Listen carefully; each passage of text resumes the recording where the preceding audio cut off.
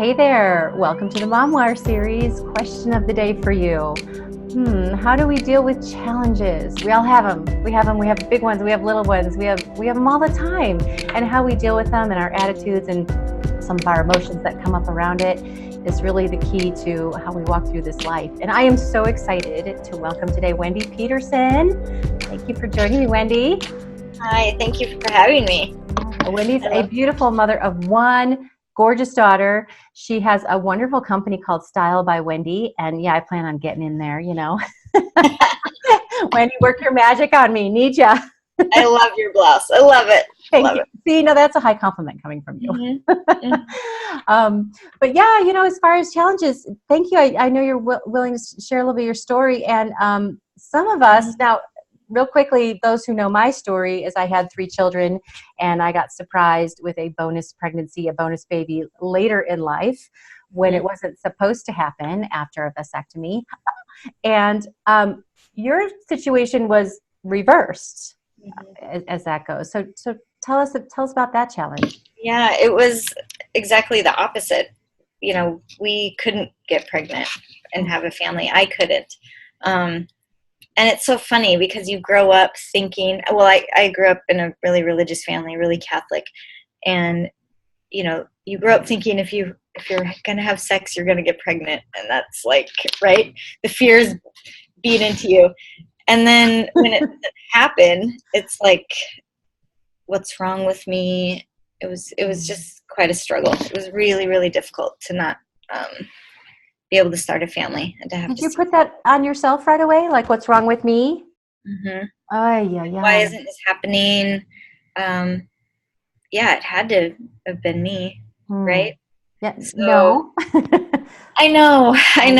But we do that. We make that mistake sometimes as moms, like, or as women, like, oh, I must have done something wrong. I must be doing something wrong. Like, I don't know why we do that, but I guess that's another challenge. I know. And it's so true because I led and lead a healthy lifestyle, like work out regularly. I try to eat healthy. I don't abuse things, and I've never gone off the handle on drugs and all these things. And it's like, why, right? Why me? What's going on? Yeah. So it was really, really difficult. We had to do, go to a fertility clinic and see some specialists, and it took years and years. And it was the toughest thing I've ever done, truly, in my life. The biggest fears I've ever had to face. But, so for the audience listening, I met Lynn in a coaching practice, and it was our coach that actually said to me, and it still makes me cry to this day, because she said, "What will you give birth to this year?" And as a business owner, my business was the only thing I had given birth to. And I was like, what else can I create? Like, that's, what does that look like? Where else is birth happening? And that just made me think about it in such a different way. Mm-hmm. Yeah. That really helped me. Yeah. Yeah. A nice contrast versus just literal human birth. Yeah. We give birth to beautiful things all the time. Even just our conversations with other humans, like right now. And I appreciate you sharing that. But yeah, that must have been a really, really powerful. It was powerful for us all. I remember it too. But that must have been especially aha-y for you. Mind-blowing aha moment for me. Yeah. And I was like, that's the path I need to be on. Like, what else can I give birth to? So all during that journey of fertility and the drugs and all the needles and the everything, it's it was just like, what else can I create? So just staying in that kind of positive energy and flow of creation really, really helped. Yeah, that's real mindset work too, because it's what you were thinking about. Even when you just said the word needles, I was cringy, because I remember you talking about all the needles, and I'm like, just, you can get a picture in your head of that going, my gosh. And then no guarantees, right? You go through all of that and no guarantees. So it's a real walk of faith. And if you are walking with that what else am I creating too? If nothing else, it was a beautiful distraction, if I can say that. Mm-hmm. But just walking through that with the unknowns. Now, we, of course, know the beautiful ending of the story, Yeah. which is so great. I mean, you had this whole inner circle, this whole sisterhood that I think collectively just like jumped out of their skin when we found out that you were going to be Yeah. having. It's funny because I took the pregnancy test on our last day. That was the first day I could take. That was exactly 2 weeks from when they implanted the embryo, was the drum circle. And that morning I found out I was pregnant during the drum circle. And so that just holds like a special Mm-hmm. beat in my heart because It's more ways than one. yeah. I'm like, Amelie was a part of that, when I was like holding hands with Tiffany there was actually 3 hearts, not just Mm-hmm. 2, and then the whole circle of you gals. Yeah. And so it was just, I was a hot mess, I felt like, when I came and met everybody there, because it was really the first huge challenge I ever had to face in my life, like the doctors and the physicians and everything that fell through the cracks and all the disappointments and failed attempts and on and on and on. Like 5 or 6 years of this was just awful. And then when it happened, I joined Inner Circle, and then it is in part, I give faith to that mindset and just switching some things around, even though it's still difficult, even though the pain for sure was there and the fear was still there. It was that year-long program, you know? It really does speak to taking on your challenges in a new and different way and how you think about it. And I really learned more and more about law of attraction. Like really, truly what I think about and I let myself dwell on is way more important. And when those fears naturally pop up and when is this embryo going to take, all of the things in my world, some things that have happened it's like, if I dwell on all of that, those fears and everything, how does that serve me?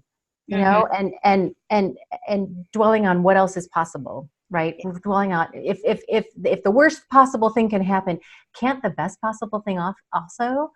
So what does it hurt to dwell on the best possible thing, right? So what you focus on expands. I believe that 100%.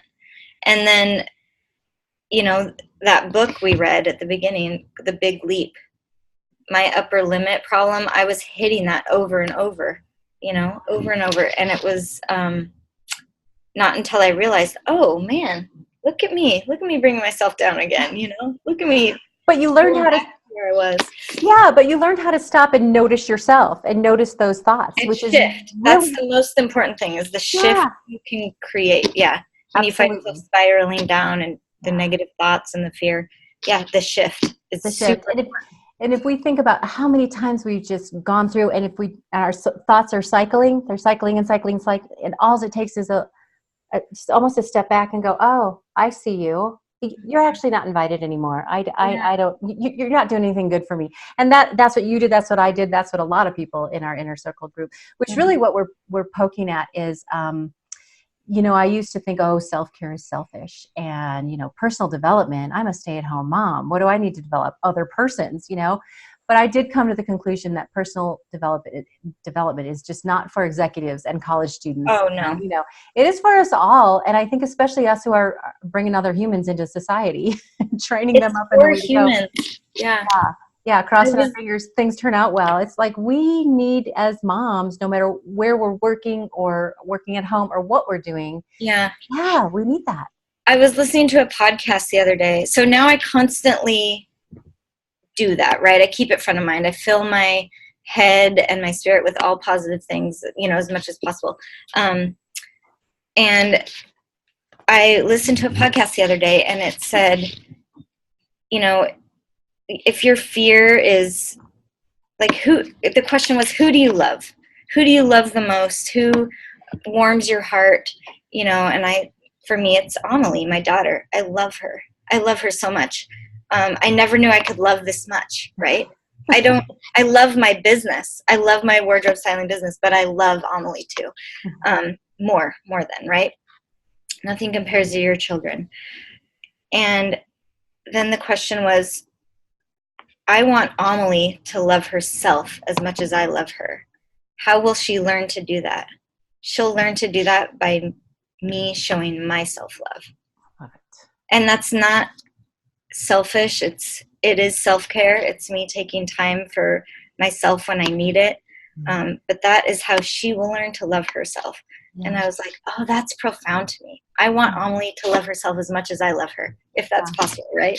That's beautiful. That is so profound. And I think it's you're right. It's through example. You can't sit there and all day say, see, kids, you got to love yourself. And then it's like, I'm so tired, but I got to finish, whatever.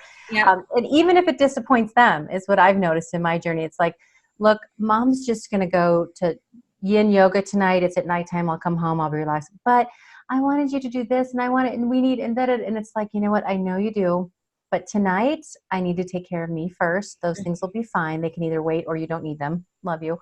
And go do yin yoga, come home, and I can't say, look at me, I'm taking care of myself, but I can show it so much better. And then when I do come home all relaxed and chill, they like it. Yeah, they like it. You like it. I mean, women are the heart of the household. Like, we need to keep that centered, Yeah, no doubt about it.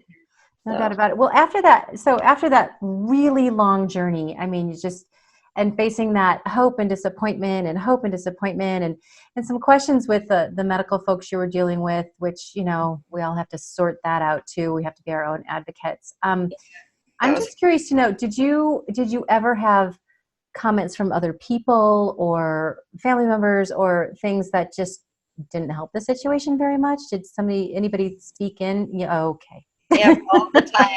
There's always people that, I think they really mean well. Yeah. They do. And so I don't begrudge them, or I don't be offended by it, because they don't know. They don't really know what it's like to have infertility or to deal with that, or to be told that your eggs are rotten, or that your only option is adoption, or something's wrong with your uterus. Don't blame me, blame your uterus because you've got a hairpin turn in there. It's like that was actually straight out of a physician's mouth. But then all the other people that would say, oh, IVF is fine as long as it's your own eggs, or like I mentioned, I grew up in a really religious family.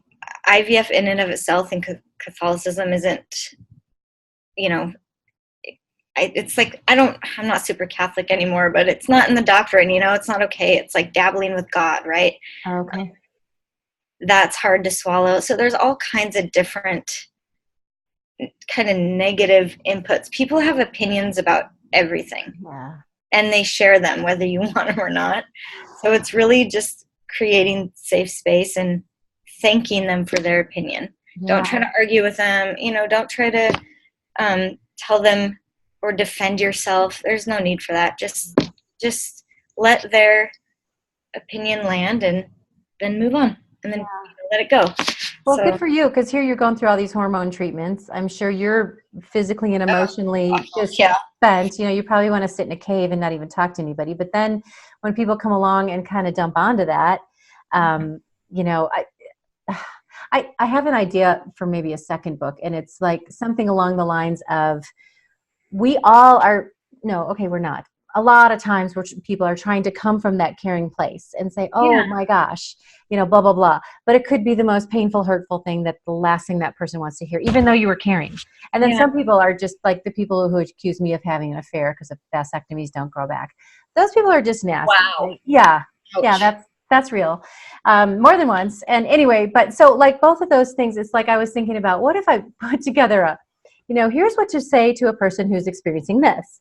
Here's what to say, and like literally interview people who've had infertility or had bonus babies who were shaken by it, or who have lost a spouse, or who knows what, right? Everything. Yeah. It's like, wow, I don't know. Sometimes I don't know if that would be helpful or not, but maybe the people who are even just blurting things out aren't even open to or aware or willing to stop and think, well, how is this being received by that person? I guess one of the big things that I learned is people aren't really responding to me with what I need to hear, with what care I need, what concern I need, or what I might be going through. It's entirely from where they're coming from or what they would imagine. One woman even said to me, She was a Catholic woman. She said to me, "Oh my gosh, I'm so happy for you, but if that were me, I would kill myself." And I kind of walked away scratching my head going, so that would be 2 deaths. It Yeah. doesn't really sync up. I know. And yeah, not to bash Catholicism or Catholics, No, because no, I no. actually still really love, I sometimes still go to Catholic Mass, and I love going to the church when it's empty, actually, and just sitting Yeah. in the pew and saying prayers. Yeah. But, people have their own opinions, and it's when I don't know that they mean it as horrible. So I just try to give everyone the benefit of the doubt, Yeah. try That's, to that's wonderful. It just is. always think it's not about me. Actually, things usually are about them. Yeah. So I learned that from my dad. He was dealing with my grandpa with Alzheimer's, and as it progressed and got worse and worse, my grandpa was saying some crazy stuff and some hurtful stuff. And one day I just said to my dad, "Dad, how do you take that? How do you handle that?" Because it was personal against him. And my dad just looked at me and said, "It's not him. yeah, My dad isn't saying those things." And I yeah. was like, what a perspective, what a mindset, what a coping mechanism at a minimum. And I thought, that's really good. That's a keeper. I say to people sometimes if they're experiencing something, like I see clients all the time in my office, and they'll be going through really hard things, like divorce and cancer, and um, one of their child died. It's just like people are experiencing things all around us, right? And everybody's struggle is different. So it's not really my job to give advice. It's just my job to hold space for them Yeah. and just to say, this must really hurt. And I want you to know you're on my heart. Yeah. And then I just don't even say, is there anything I can do? Or what can I do for you? Because they don't really know. Yeah. And they're not likely to ask for it. So You don't know it. Yeah. And that's such a beautiful, that's a great, I'm going to put that in my book if I do that. yeah, But that's a beautiful thing to say. Yeah, like sometimes it's just, how are you feeling? yeah, And it's sometimes just they just want to acknowledging express. them. Yeah, just acknowledge them. Let them cry. It's okay if you cry with them. I Just often say, do. I do too. I know, and I'm just like, you're touching my heart. I just Yeah. want you to know that, and just acknowledge the feeling. But don't say, "Wow, I would kill myself if I was." Whoever said that. I mean, some people just don't know. You know what? And even with her, it's just like that. That could have been a knee-jerk thing, and maybe she walked away going, "Oh, why did I say?" I mean, who Yeah, knows? I like think we all yeah. say things. So it just stood out to me in that. I guess I remember it even now, and it's kind of like one of those things. And it's taught me. All of this has taught me lessons on. I needed a lot of things that I needed to unlearn. Right. Like for example, I saw a post the other day, and it said, "Oh, I used to say those preschool graduations, like really, what'd you graduate from? Napping to now staying awake longer? Ha ha ha." Well, at my preschooler's graduation today, step aside, move aside. I need to get every moment on film. My kid is the rock star, And it's like the things we unlearn, even that judgment. And I don't know. Do you feel like you've unlearned stuff Yeah. over this process of motherhood? I mean, I feel like I think about things differently. So, where I used to think things like that about moms, oh, I would never, or if I catch myself saying that, I can't believe that person, fill in the blank. Then I catch that thought process and I think, I wonder if I will ever. I wonder if that will happen to me. I wonder if I would make that same choice in her shoes, Yeah. because honestly, you will. It'll manifest itself in a different way. And it's like that experience that you're judging that person on is no different than the experience you're going to have next year or next week. And it's like, be careful. it's coming. Yeah, it's coming. So just hold space for them. Show up with love. Just try not to judge. It's hard. We all do it. Yeah. I'm not perfect at it, No. but just we all do. One time, one of my kids or two of my kids and I, we were in the grocery store. And you know how you go through the grocery store sometimes and you're like mirroring somebody. You don't mean to, but like you're like you keep. Well, I kept hearing her say to her kid like that, like unsubstantiated threats. We're going to leave right now. You're not going to get this. You're not going to get these cookies. Put these cookies down that I just gave you. You know, like it was that thing. Yeah. I remember even mumbling under my breath in hindsight, like an idiot, like, oh, she going to regret that. You know, Yeah. like, Yeah. you know, they're going to just know her word is not going to. And I was Right. like later going, okay.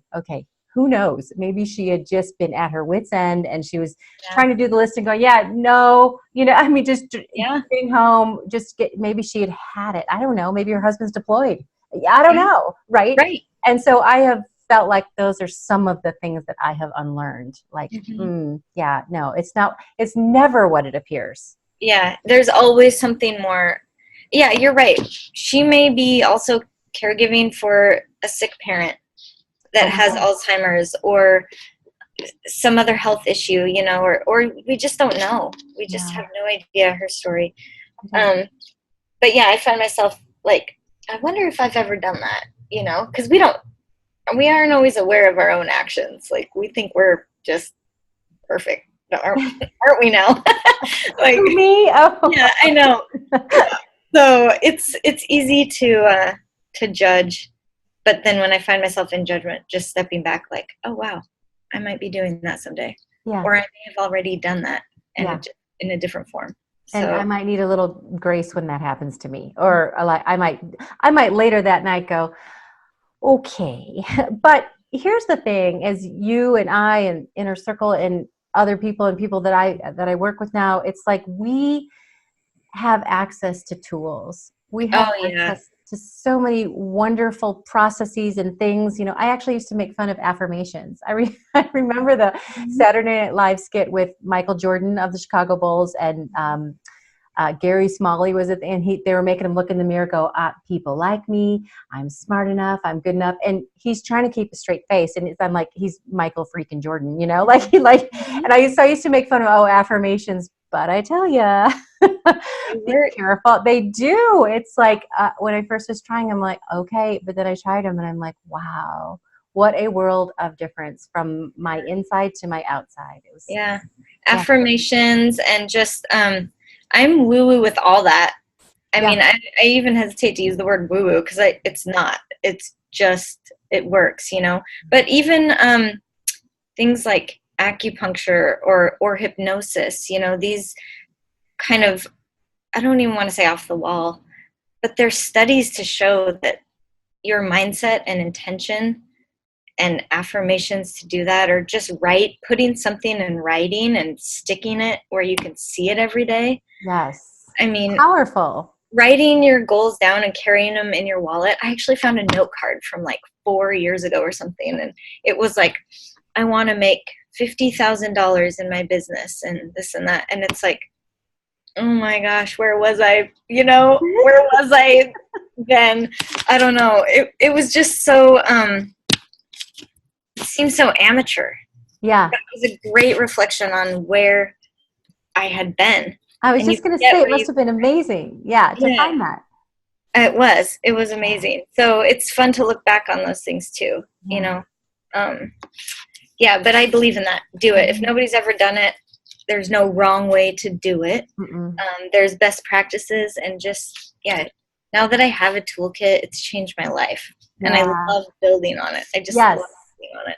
Absolutely. And I think that's part of my mission in writing my book and it's that mission for moms. It's that heart for moms. Like just, there's too much mom shaming. There's too much judgment. And we're kind of in the thick of it. Like we don't have work-life balance, you know, it's work life. And that's not a complaint because I wouldn't trade it for the world. Right. But it is like, my mission is to not help. I mean, we all have it, is to encourage that trust of ourselves, encourage those tools being used, encourage those times where it's like, wait, I need a tool here because I'm about to lose my mind, and just provide that support. And it really, like you said, it really works, and it's great. It's so cool to see someone go through that and then come out the other end. I feel like, you know, I kind of felt like the tools I learned I knew, but I was given permission to use them, you know?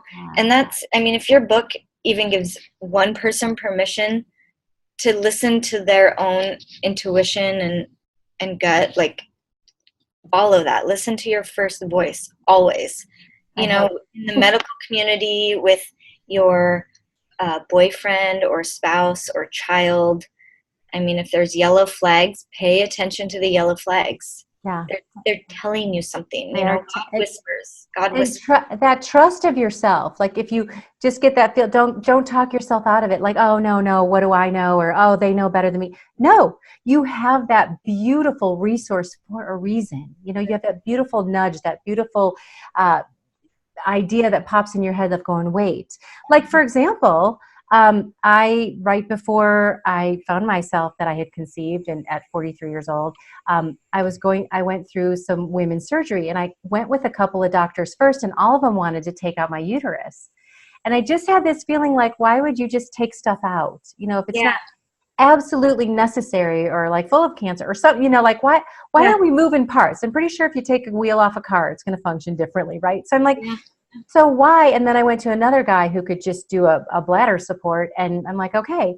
And right when I went through that surgery is when I conceived her. So I thought, what if I had not listened to those yellow flags or those nudges? Yeah. Right? So It's trusting yourself can change your life, literally. it really can. It can save you. I mean, I can think of an example. This one isn't, well, maybe it will relate, but it was during an interview. And I really wanted this job in corporate. I wanted to get out of the retail business I was working at. And this would put me back in 9 to 5, no more weekends or nights or holidays. And I was listening with my head and not my heart and my gut. And in the interview, I knew I shouldn't have taken the job. I knew right away. And you know what? I did anyway. Because on paper, it was perfect. This is what I But want. in my gut, and meanwhile, it was the most stressful job I've ever had. My body, completely broke out. I had weird rashes. I came back from Hawaii on a trip with 2 canker sores in my mouth. Wow. I get those when I'm stressed. It's like, your body doesn't lie. It doesn't. And it always keeps score. And so if just pay attention, pay attention. It'll let you know.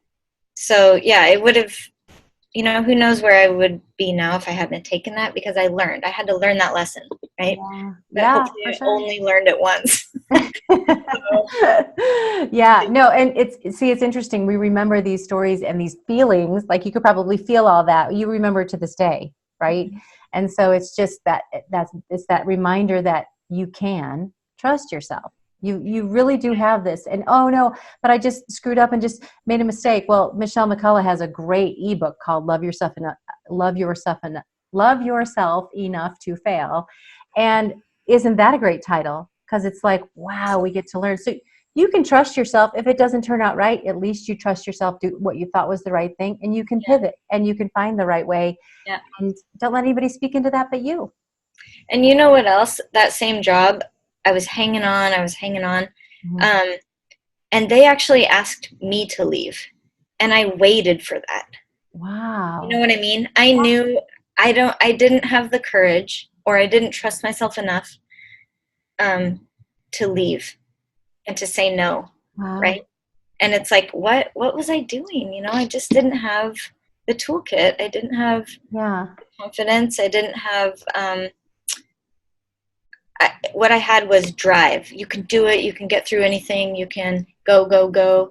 And it's like, actually, if I took a step back and I just really listened to what my body was telling me, I never would have accepted the job in the first place, ever.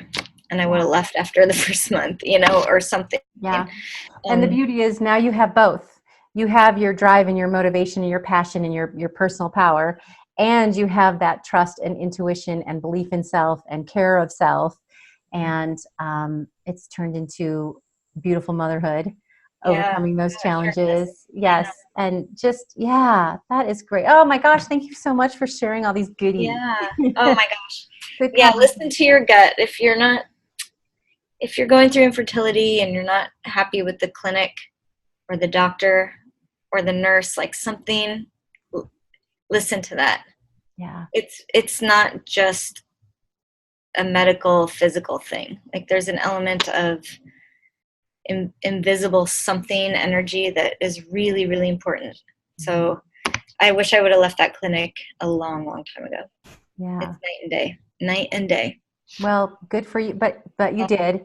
And I you're did. at where you're at, and so yeah. And I do have my beautiful daughter, and now we're looking to go through it again at this new place, which is so exciting. I know.